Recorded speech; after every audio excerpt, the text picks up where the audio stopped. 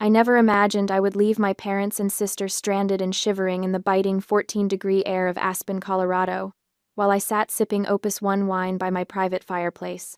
But that is exactly what happened just 15 minutes after my sister Sadie shoved me right in the lobby of a five-star hotel, causing me to fall and crack the face of the vintage Cartier watch my grandmother left me. Instead of apologizing, she laughed and said I fell on purpose to play the victim. My parents laughed along with her, but their smiles would vanish instantly the moment I whispered to the hotel manager, "Don't refund their rooms, charge me the full amount, but ensure their key cards never work. I want them to look at empty rooms they are forbidden to enter." I would pay the full $39,000 for this entire trip, of which $25,000 was for the hotel rooms without blinking. The total cost for my freedom? A shattered heirloom, and a small fortune. My regrets? Zero. To understand how I ended up there, watching my family shivering in the cold, I must recount what happened before. I am Grace Holloway. To the public, I am the owner of Holloway Design Group, an architect who just closed a multi-million-dollar contract. But to my family, I am simply the bank. The only reason I have supported them for the past 10 years lies in a promise to my grandmother before she died of cancer. She held my hand, fastened her vintage Cartier tank watch onto my wrist, and instructed, "Grace, you are the strongest one. Promise me you will keep this family from falling apart, at least until your parents are old." Because of that promise, I paid for Sadie's car lease, paid off my parents' debts, and let them live rent-free in the apartment I own. I wore that watch every day as a reminder of my responsibility. The weight of it on my wrist was constant, familiar, grounding. The blued steel hands moved forward relentlessly, marking time I could never get back, hours spent working late to fund a family that saw me as nothing more than a convenient ATM. For my parents' 35th wedding anniversary, I covered the entire $39,000 cost for a trip to Aspen. I booked everything myself: the flights, the resort, the dinner reservations at Matsuhisa. I wanted to do something nice. I wanted, stupidly, to believe that generosity might finally earn me the same affection they showered on Sadie. On the flight to Colorado, I booked first class for the whole family. The cabin smelled like leather and expensive cologne. I settled into my seat by the window, my laptop bag tucked under the seat in front of me, already mentally reviewing the hotel check-in process. I had color-coded confirmation emails. I had printed backup reservations. I was prepared for everything except what actually happened. When the flight attendant brought a tray of vintage champagne and delicate flutes, Sadie, who was filming a vlog on her phone, reached over from the seat beside me and snatched the glass from my hand before I could even take a sip. "Drink water, Grace. Your face gets red and it looks bad on camera," she said, not even looking at me. She angled the phone to capture the champagne flute, the bubbles catching the overhead light. "Let me hold this glass to check in for the aesthetic." She turned the camera away from me deliberately, framing the shot so I didn't exist. I watched her film herself pretending to sip champagne she wouldn't actually drink. Sadie never consumed calories she couldn't monetize while I sat there with empty hands. In the row ahead, my mother unwrapped a gift Sadie had just given her. A Dior silk scarf, in dove gray, with delicate embroidered edges. Mom held it up to the light, cooing like Sadie had just handed her the Hope Diamond. "Oh, Sadie, you always have the best taste. You are so thoughtful." Mom draped the scarf around her neck, admiring herself in her phone camera. Unlike Grace, she makes so much money but is so dry. She never buys anything for Mom with any heart. The words landed like a slap. Dry. Heartless. I had literally paid for the seats they were sitting in, the trip they were taking, the roof over their heads for the past decade. But sure. I was the heartless one. My phone vibrated in my pocket. I pulled it out. Notification from American Express. Transaction approved. $850 at Dior Boutique. Supplementary card holder. Grace Holloway. I stared at the screen. Then at my mother, stroking the scarf with reverent fingers. Then at Sadie, who was now panning her camera across the first-class cabin, narrating in her fake breathy voice about treating yourself to luxury. She had bought our mother a gift with my credit card, and was now accepting praise for her thoughtfulness while calling me heartless. The flight attendant returned, her expression carefully neutral but her eyes kind. She had witnessed the entire exchange, the champagne theft, my mother's casual cruelty. She leaned down and whispered, "Miss Holloway, would you like me to get you a fresh glass?" I looked up at her. She was young, maybe 25, with her hair pulled back in a tight bun and a name tag that read, Jennifer. She didn't have to be kind to me. It wasn't her job to notice when passengers were being mistreated by their own families. "No, thank you," I said quietly. My voice sounded hollow even to my own ears. I put on my noise-canceling headphones and closed my eyes. Through the window, clouds stretched endlessly white and untouchable. I wasn't angry yet. I was just utterly, devastatingly disappointed. The Cartier watch ticked steadily on my wrist, counting down the seconds until I would finally understand that some promises aren't worth keeping. After landing, the transition from the pressurized warmth of the cabin to the biting reality of the Colorado mountains was instantaneous. The cold didn't just greet us at the Aspen tarmac, it assaulted us, a physical wall of biting 14-degree air that seemed to freeze the breath in my lungs before I even reached the terminal. My family clustered around the baggage claim, Sadie filming herself against the backdrop of ski equipment and fur-trimmed parkas. "Just landed in Aspen," she chirped at her phone. "Winter Wonderland vibes. Can't wait to show you guys the resort." I excused myself to find the restroom, wheeling my carry-on behind me. The airport bathroom was surprisingly elegant, marble sinks, soft lighting, the faint scent of cedar. I set my bag against the wall and turned on the faucet, letting cold water run over my hands. That's when I heard Sadie's voice from inside one of the stalls, sharp and panicked. "Don't worry, I'll get that setting," she hissed into her phone. "The master suite at the Little Nell has a jacuzzi tub overlooking the mountains. I already signed the contract with that lingerie brand. If I don't post the photos by Monday, they'll sue me for breach of contract." I froze, water still running over my hands. She continued, "The lighting is perfect for the shoot. I scouted it online. My agent already sent them mock-ups with that exact bathroom. If I don't deliver, I'm screwed. The contract is for $1,500 and I already spent it." I turned off the faucet slowly. The master suite. She hadn't asked me if she could stay there. She simply assumed no. She had already planned that the best room would belong to her. She had signed contracts, made promises to sponsors, built an entire business plan around a room I was paying for, in a trip I had organized, without once considering that I might want something for myself. I dried my hands carefully, watching my reflection in the mirror. My face looked tired. I looked like someone who had been running on empty for years and was only just now noticing. When Sadie emerged from the stall, she startled when she saw me. "Grace, you scared me." She tucked her phone into her purse. "How long have you been standing there?" "Just washing my hands," I said evenly. She studied me for a moment, then shrugged and moved to the mirror, pulling out her lip gloss. "Can you believe how cold it is?" "I'm definitely getting hot stone massages every day. You booked the spa package, right?" "I booked everything," I said. "Perfect." She smacked her lips together. "Okay, let's go.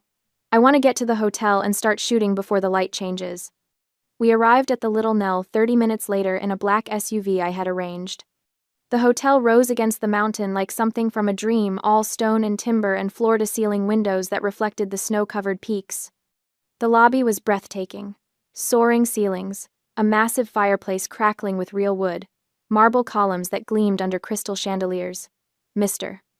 Murphy, the general manager, greeted us personally. He was in his 50s, silver-haired, with the kind of calm competence that came from years of managing the ultra-wealthy and their drama. "Miss Holloway," he said, extending his hand to me. Not to my father, not to my mother, to me. Because he had done his research and knew exactly who was paying the bill. "Welcome to the Little Nell. We have your rooms ready." He gestured to the front desk, where 4 key cards waited in small paper sleeves, each embossed with the hotel logo. Sadie lunged forward immediately, her hand shooting out to grab the card labeled Master Suite. I caught her wrist. "No, Sadie." She looked at me like I had just spoken in a foreign language. "What?" "You didn't pay for this trip," I said, my voice low and level. "The master suite is mine. You can take one of the deluxe rooms downstairs." Her face transformed. The Instagram smile vanished, replaced by something ugly and desperate. "Don't be so selfish. You don't even take photos. I need that room." "That's not my problem." "Give it here." She lunged at me, grabbing the strap of my Bottega Veneta bag where I had tucked the keycards for safekeeping. I held the bag tight instinctively, pulling back. Sadie, stop. We struggled for a moment, right there in the middle of the lobby. Her perfectly manicured nails dug into the leather. My shoulder wrenched as she yanked harder. People were staring now, well-dressed guests pausing mid-stride, a couple at the concierge desk turning to watch. Then Sadie did something I will never forget. She smirked. And she released her grip with full force, a deliberate shove that sent me stumbling backward. The sudden loss of resistance threw off my balance. My high heels Louboutin pumps I had bought for client meetings, elegant but impractical, slipped on the polished marble floor. I fell hard, my left wrist smashing violently against the marble column behind me before I hit the ground. The impact rang out dry and harsh, tearing through the quiet space. I looked down at my wrist, at my grandmother's watch.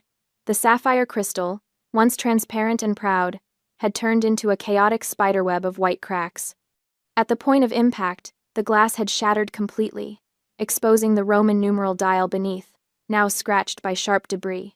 The signature blued steel hands were jammed, bent at unnatural angles, permanently stopped at 4:25 p.m., the exact moment everything broke.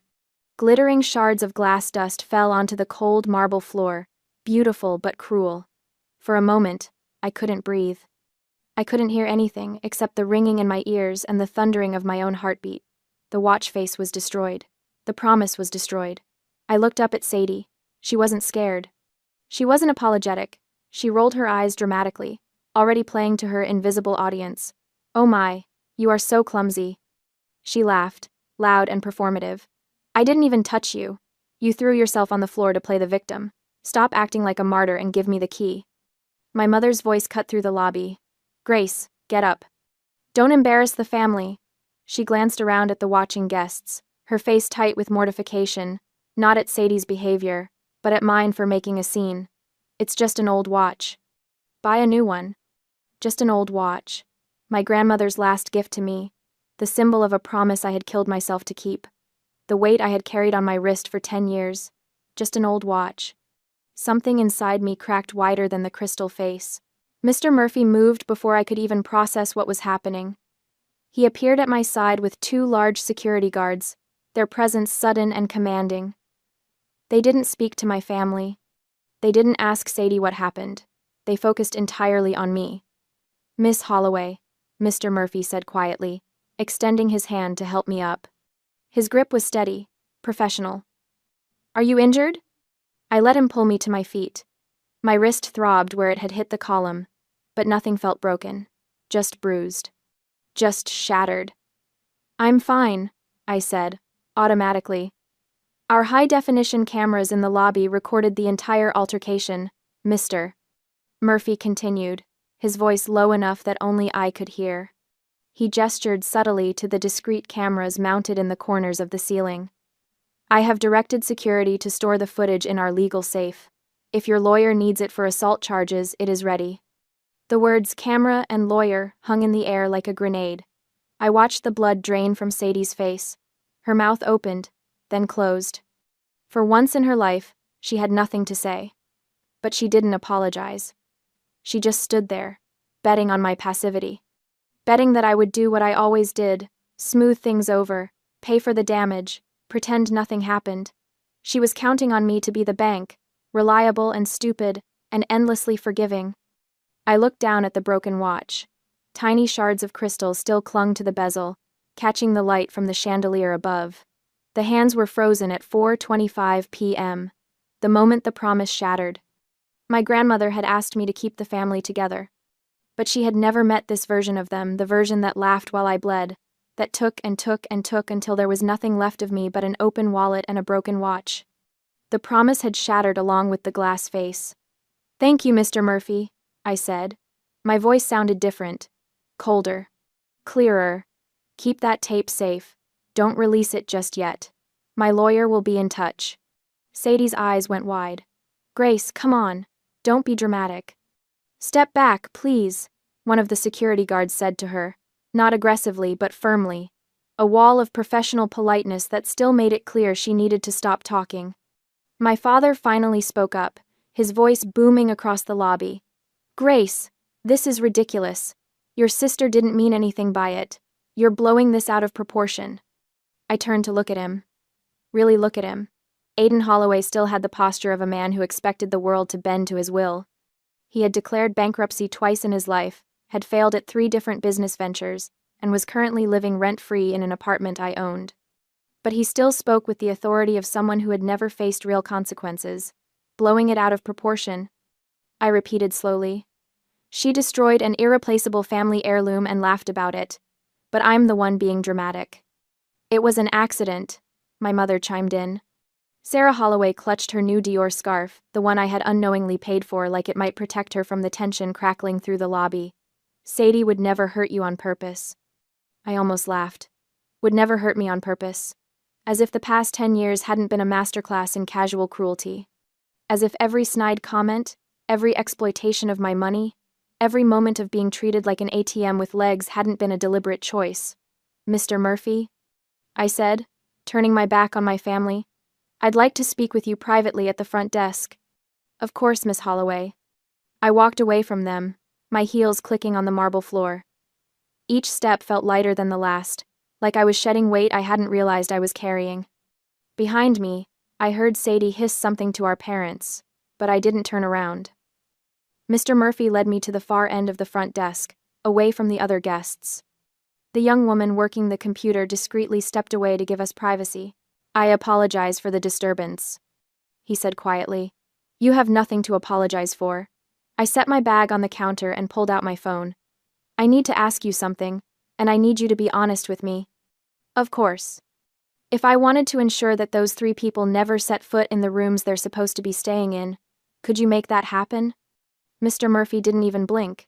He had probably seen stranger requests from wealthy guests. "The reservation is under your name, Miss Holloway. You have full authority over the rooms. Even though we're past the 24-hour cancellation window? Cancellation policies are designed to protect the hotel's revenue," he said carefully. "If you're willing to pay for the rooms regardless of whether they're occupied, then the rooms are yours to do with as you please." I looked at him.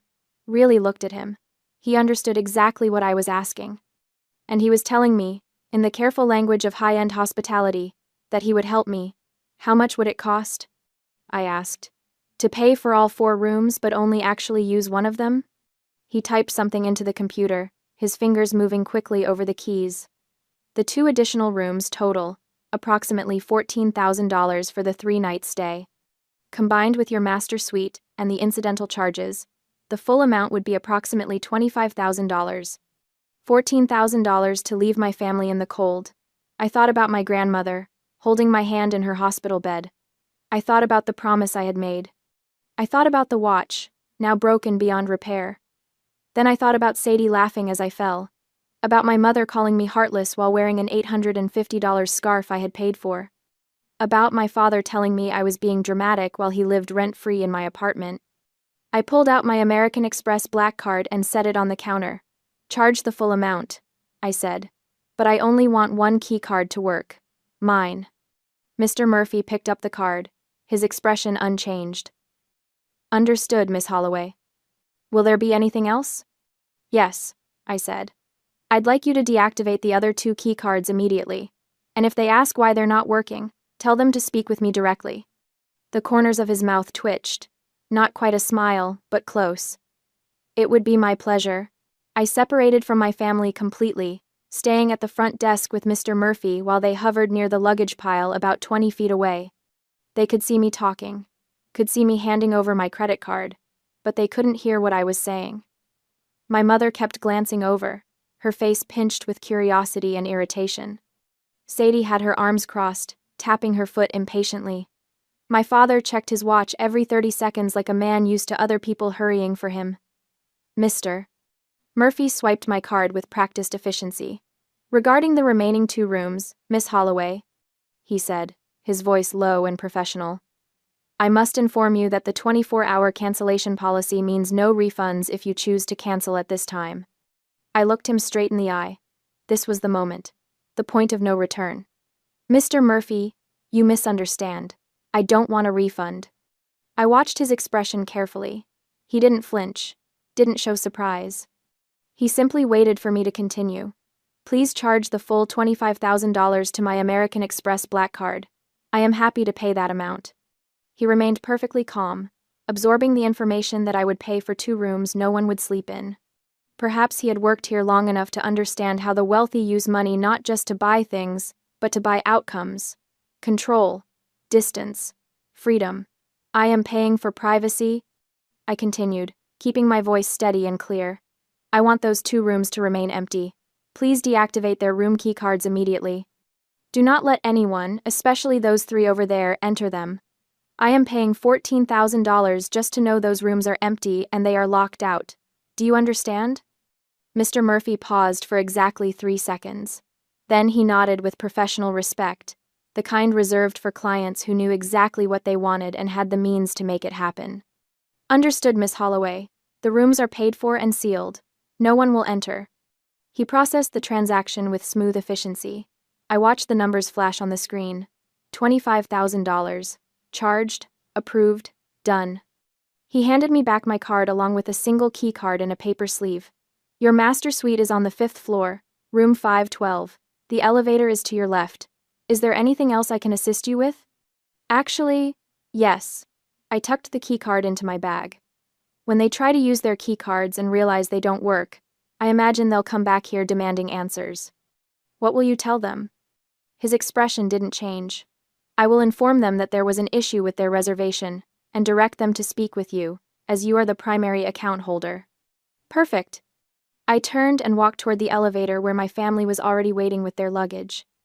They had clearly decided to go up without me, probably still assuming I was just handling some minor billing issue. Sadie was frantically swiping her keycard against the elevator reader. The light flashed red. She swiped again. Red. Again. Red. This stupid elevator is broken. She snapped, smacking the reader with her card.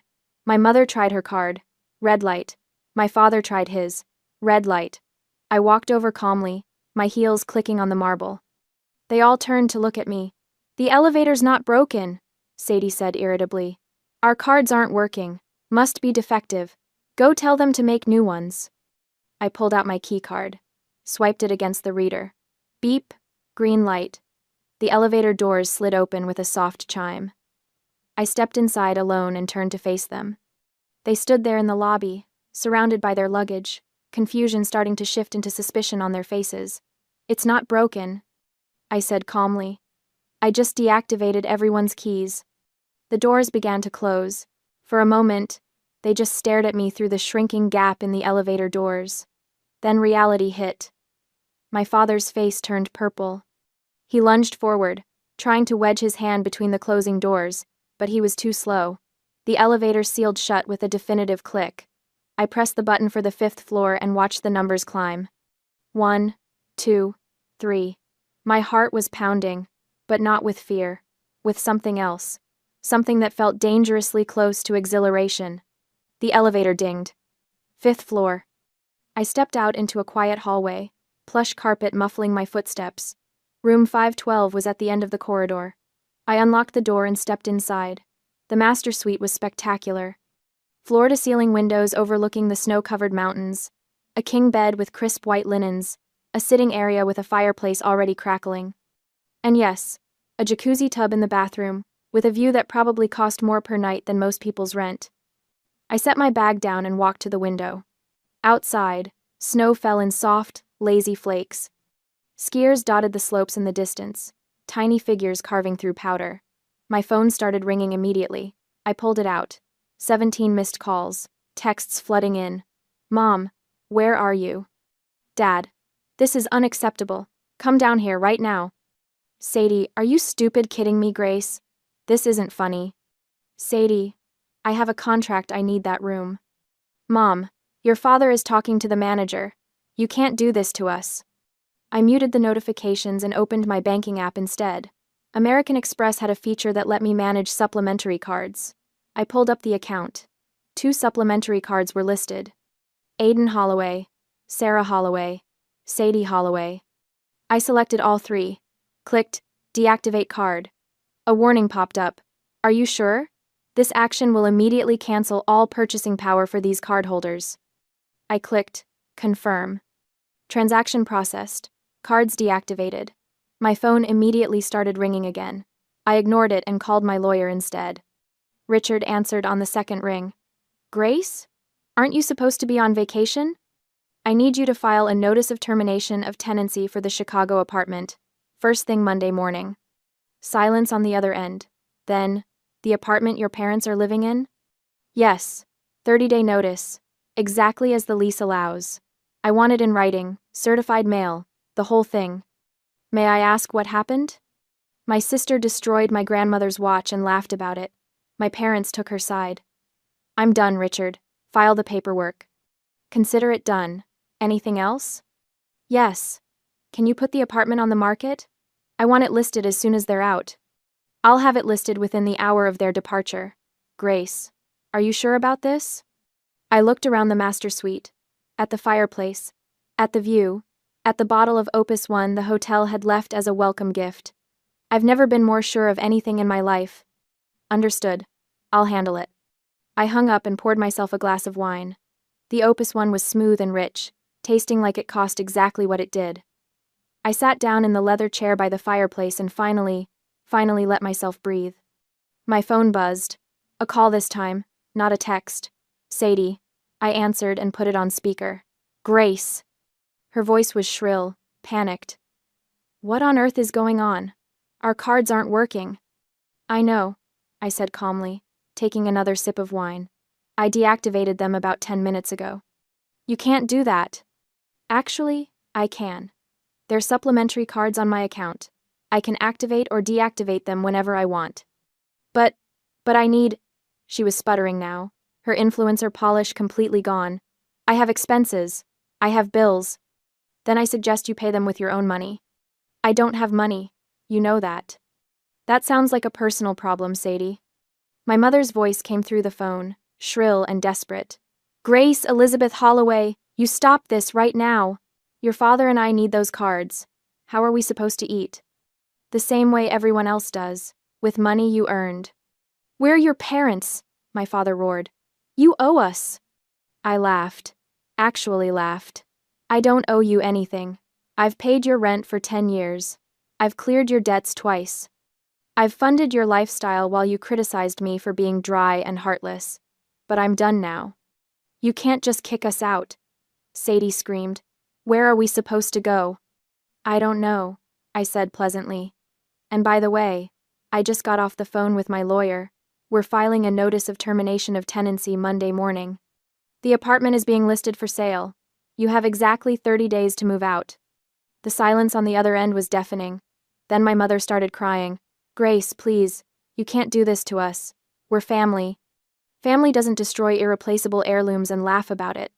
Family doesn't exploit someone for 10 years and call them selfish when they finally say no. You made your choices. I'm making mine. What about the hotel? My father demanded. We don't have anywhere to sleep. That's not my problem. I paid for the rooms. But I paid to keep them empty, not for you to use them. Mr. Murphy has been very accommodating. This is insane, Sadie shrieked. You're being psychotic.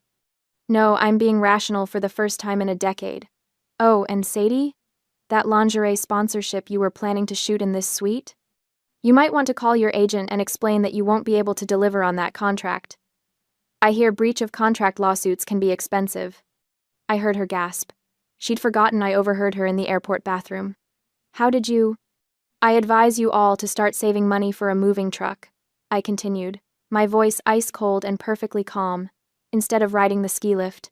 Grace. I hung up. For a moment, I just sat there in the silence of the master suite, the fire crackling softly, snow falling outside the windows.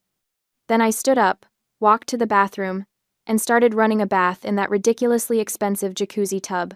I caught sight of myself in the mirror. My wrist was already bruising where I'd hit the column. The Cartier watch hung loose on my wrist, the broken crystal catching the light, the frozen hands permanently marking 4:25 p.m. I unclasped it carefully and set it on the marble counter. Without it, my wrist felt lighter, naked, free. The cost of my freedom, one shattered heirloom, $39,000, and a family that never really loved me anyway. My regrets? NW. NW. 0. Time inside the master suite ceased to be measured by hours or schedules, but by the rhythmic accumulation of snow on the balcony and the changing angle of light across the mountains. For 72 hours, the world outside simply ceased to exist. I ordered room service at odd hours, steak frites, champagne and oysters for dinner, and watched the snow accumulate on the mountains through floor-to-ceiling windows. The silence was intoxicating. No manufactured crises, no guilt trips disguised as family dinners. Just me, the crackling fireplace, and the kind of peace I hadn't felt in years. I didn't think much about where my family had gone until checkout, when Mr. Murphy mentioned in passing that they'd caught a Greyhound to a motel 2 towns over. Apparently, none of them had enough cash left for even the cheapest Aspen accommodation after their shopping spree. The image of Sadie, who once spent 20 minutes complaining that her latte foam wasn't Instagram-worthy riding a bus to a roadside motel, made me smile into my coffee. The real chaos started when I landed back in Chicago. My phone exploded with notifications the moment I turned off airplane mode. Texts from former college friends I hadn't spoken to in years. DMs from professional contacts. Even my hairdresser sent a concerned message. All of them had seen Sadie's livestream. I watched it once, my jaw clenching tighter with every word. There she was, tear-stained and trembling in that awful motel room, spinning a tale about her abusive older sister, who had abandoned elderly parents in a blizzard and physically assaulted her in a hotel lobby. She'd even managed to work in some nonsense about me being jealous of her successful influencer career. The comments were vicious, strangers calling me a monster, demanding I be cancelled. Some particularly creative souls had already found my business Instagram and were leaving 1-star reviews they'd never be able to post. I felt the old instinct rising, the need to defend myself, to explain, to make people understand. That's what the old Grace would have done, written a long post, provided context, begged for understanding. Instead, I opened my laptop and composed exactly one email, to sadie.holloway@gmail.com, cc, aiden.holloway@gmail.com, sarah.holloway@gmail.com. Subject: Legal Notice. Attachments: Aspen Incident Report. PDF: Notice to Vacate. PDF. The incident report was beautifully official, Mr. Murphy's signature at the bottom, the hotel's legal letterhead at the top, and one particularly relevant line highlighted. Security footage confirms Miss S. Holloway initiated physical contact by grabbing Miss G. Holloway's personal property. Video evidence retained for potential legal proceedings. The eviction notice was even better. 30 days to vacate. Property listed for sale. Residency rights terminated. My message contained one sentence: I don't argue with liars. If that defamatory video is not deleted in 10 minutes, my lawyer will subpoena the security footage from the hotel and file a lawsuit for assault and defamation. The clock is ticking. I pressed send at 6:47 p.m. The video disappeared at 6:55 p.m. I poured myself a very expensive bourbon and toasted the empty apartment. They moved out 3 weeks later. I had the locks changed the same day and put the place on the market within the week. It sold in 48 hours. Turns out luxury apartments in that building don't stay available long. The winter snow of Aspen has long since melted, replaced by the humid, vibrant heat of a Chicago summer. Yet the clarity I found in that cold mountain air hasn't faded. It has been 5 months since the incident, and looking around my life now, it is unrecognizable in the best possible way. Holloway Design Group landed 2 major contracts, a boutique hotel renovation and a private residence that's going to be featured in Architectural Digest. I bought a south-facing house in West Loop, all exposed brick and original hardwood floors, and renovated it exactly to my specifications. No compromises. No, but what about when family visits? Considerations: just clean lines, flooded with natural light, and a home office with custom built-ins for my drafting table. I haven't given my family the new address. My parents are renting a small apartment somewhere on the north side, I'm not entirely sure where. They've been texting me through various relatives, calling me heartless and ungrateful. Aunt Linda sent a particularly aggressive message about how I'm abandoning my elderly parents and should be ashamed. I blocked her. Number. The thing is, I don't feel ashamed. I feel free. But lately, I've been standing at a crossroads, and I genuinely don't know which path to take. Option A. Maintain absolute no contact, They're adults. They made their choice when Sadie grabbed my bag, when my mother called me an ungrateful monster, when my father stood silent in that lobby. They made their choice every single time they prioritized Sadie's feelings over basic decency toward me. Option B. Buy them a very small, run-down condo in some distant suburb. Make sure they're not homeless, but never speak to them again. Fulfill some final obligation to the people who raised me, then walk away with a clear conscience. I keep thinking about that Cartier watch, still broken in my jewelry box. I'll never repair it, but I can't seem to throw it away either. So I'm asking you, what would you do?